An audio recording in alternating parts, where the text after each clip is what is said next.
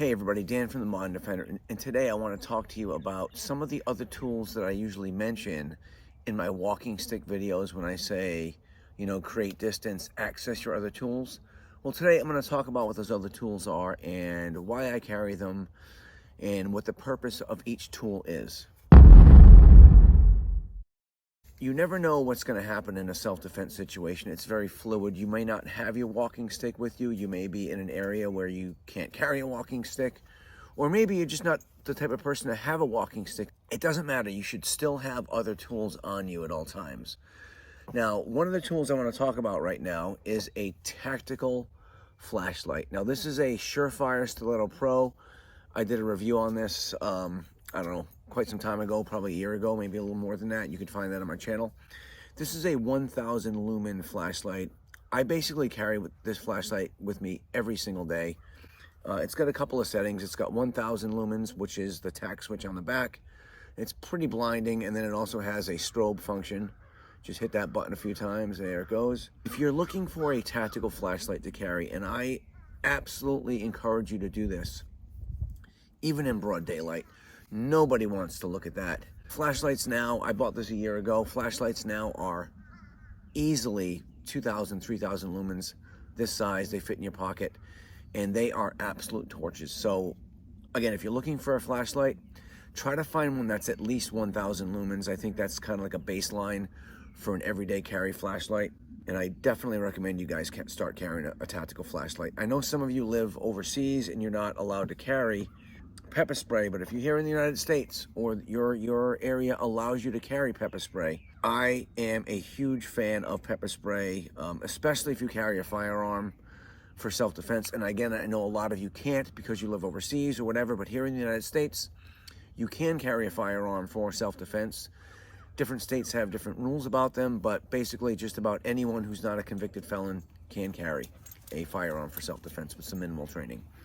But if you do carry a firearm for self-defense, you must carry pepper spray. I gotta tell you right now, the vast majority of violent encounters do not require the use of deadly force. Pepper spray protects you because it gives you the ability to walk away. You're not gonna be drawn into a long physical conflict. You could simply deploy and vacate the area. Now, it comes in all shapes and sizes. This one's more of like a cone shape. It comes out like a mini fire extinguisher. In the wintertime, or if I'm out hiking on the trail, I will definitely carry this bigger canister. It's great for wild animals.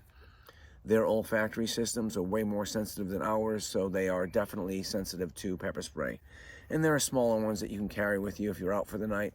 Just stick it in your pocket. The way that I would approach a physical conflict, if I didn't have my walking stick and it was just, a situation where I was, approached, I would first try to de-escalate, give some verbal commands. I would deploy pepper spray if I could before I got my hands involved. Why not? It could end the threat right there. And if you're carrying a firearm for self-defense, pepper spray is going to prevent this situation from escalating into a deadly force encounter. And if you work in conjunction with one another, high output flashlight, deploy your pepper spray, they won't even see it coming. It will blind them. They don't know what's going on. Hit them with the pepper spray, and you go home and you sleep in your bed that night and you don't have to worry about anything else. Next, now a lot of people carry knives. I use this knife for opening bags, opening boxes, and I would use it for self-defense. I train with knives and would easily be able to use a knife for self-defense. With that being said, I don't believe a knife is an excellent self-defense tool unless you're presented right away with a deadly force encounter and it's your only go-to. If it is your only go-to, you better know how to use it. Going for certain areas of the body, they're gonna minimize your threat and make sure that they don't gain control of it.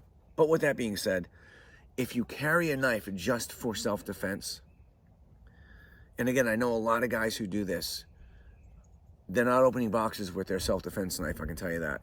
They're using it strictly for self-defense and they're training with it. But a folding knife like this that you keep in your pocket, just be advised, unless you're trained, you might not want to have this as your initial go-to respond if a potential violent encounter is, looming. Like I said in the beginning, not all violent encounters require the use of deadly force, and this, once brought into a conflict, it then becomes a deadly force encounter for both of you, okay? Especially the person who is not carrying the knife. All right, next one. And I'm sure all of you already know, but I am a big fan of firearms. It's clear. Now listen, I know a lot of you live overseas and you can't carry a firearm for self-defense. Sorry about that. But if you do live in the United States and you can legally carry, some states are constitutional carry. It's fantastic. All of these tools require a certain amount of training and dedication. A lot of people carry pepper spray. They'll go out and buy some pepper spray, stick it in their pocket, and they don't know how to confidently carry, how to access it and deploy it when it counts. If you think you're going to be able to pull out this can of pepper spray and get the product on your threat right away without any training, you're fooling yourself. You've got to train with every one of these tools. Every one of these tools has a purpose. Every one of these tools requires you to train and become comfortable with them, and that means confidently carrying them and having the ability to access them and quickly deploying them, getting them into the fight when you need it most. And of course, that always comes back to training. So if you have any questions or there's anything that I didn't carry that you carry, now these are the basics, but if there's anything that I didn't mention here and you carry or any questions about, leave it in the comments. I would be happy to answer them, and I certainly want to hear what you guys think about this. So again, hit me up in the comments. Please like this video, and don't forget to subscribe to the channel. We'll see you next time on The Modern Defender. Stay safe out there, everybody.